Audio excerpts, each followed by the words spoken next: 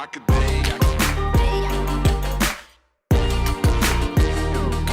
I'm Maker Kevin Myers. Welcome back to the 24/7 News Show, where Samsung has just announced 3 new smartphones in their S series lineup. So we have the S10e, the S10, and S10 Plus. These are priced very similar to the iPhone XR, iPhone XS, and iPhone XS Max. So now their Samsung counterparts are actually $100 less than the equivalent iPhone, so that's good, but these are still ultra premium products. However, the S10e compared to the S10R, it's much less of a compromise when compared to its higher end brethren, and it's just a better device overall, at least in terms of specs, because so the S10e starts at $749, and for that price, the only things you are missing are the ultrasonic fingerprint reader, which is the under-screen fingerprint reader. They have exchanged it instead for fingerprint reader on the power button. You have a double lens camera on the back instead of a triple lens camera. You only have one front-facing camera, and you do not have the curved screen. Now that to me is the most irritating part, because the S8 and S9, which were both about the same as the S10e in terms of price,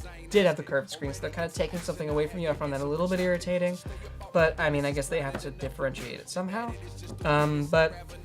And then opposed to the S10 and S10 Plus, which are $899 and $999 respectively, personally, I'm not willing to stomach that kind of price for a smartphone, so if I had to pick one right now of any of the smartphones out, I think I would actually go with the S10e. I had said in the past that if Samsung did not have an affordable device this time around at that $700 price point, I would switch to someone else because I want certain features like a decent screen, because the iPhone XR only has an LCD. There's still an OLED display at this price, which brings us into the commonalities between these 2 devices.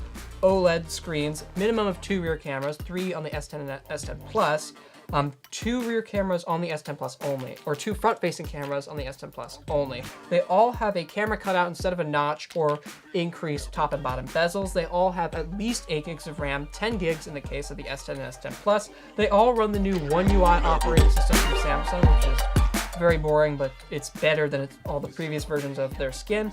And then they all also have reduced bezels, along with new colors actually, and a headphone jack as well. But the new colors are Flamingo Pink, Prism Blue, Prism Black, and Prism White on the first 4 devices. That's S10e, S10, S10 Plus. They're all available in those colors. However, if you are balling out of control getting the S10 Plus, you can also get it in ceramic white or ceramic black.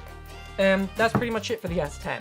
However, they did also announce the Galaxy Fold, but I mean, I definitely would not buy it. It's $1,980 for a frickin' smartphone. That's more than I paid for my laptop, which might be in frame, I don't know. I don't care at this point. But like, I'm not willing to pay that much for a smartphone. It's cool to be able to have a folding screen, but to me, that's just not worth it. Let's move on to world news. And in politics, Senator Feinstein goes off on a group of students asking for her support on climate. Now, this whole thing happened because she had met with a group of California teenagers who called on her support for the Green New Deal when she met with them. Now, Feinstein claimed that this bill couldn't pass because there were no Republicans supporting it, and it didn't have a sensible place to get the funding from to support the Green New Deal. So that is why she was not in favor of the bill. Now, the conversation later grew heated between the 2 groups, with the group of students being strongly in favor of the Green New Deal, saying drastic action to prevent this serious impending issue that, according to most recent estimates, we only have about 12 years to attempt to reverse. And Feinstein later said after tensions grew, said that I've been doing this is a quote, "I've been doing this for 30 years. I know what I'm doing. You come in here and you say it has to be my way or the highway. I don't respond to that. I was elected by almost 1 million vote plurality, and I know what I'm doing. So, maybe people should listen up a bit." Now, I feel like that tone, especially if you watch the video, I'm too lazy to edit it in there, to edit it into this video, but you can go watch it right now, click the eye at the corner of your screen, to watch the fight between them. And honestly, considering the age of some of the people there, I feel like her tone was kind of inappropriate, because especially some of them might not understand all the intricacies of politics. I don't know. They absolutely could. I don't know. I'm just saying, I feel like, considering the age of those people, I feel like the tone was a little bit out of place, a little bit inappropriate on her part. And she also said that when one of the older students in the group, who I would assume would be more politically savvy if I had to wager a guess, she asked the age of that student, and when she responded with 16 years old, someone who could not vote, Feinstein said, quote, "Well, you didn't vote for me. This came after that person had made some comments along with the rest of the group about how Feinstein needs to answer to her supporters, answer to the people who elected her to office." Now, to be so, I guess, callous in your response to the, well, you didn't vote for me, like, well, but she will have the ability in a couple years to vote you out of office, and I definitely think her tone was a bit out of place during this meeting.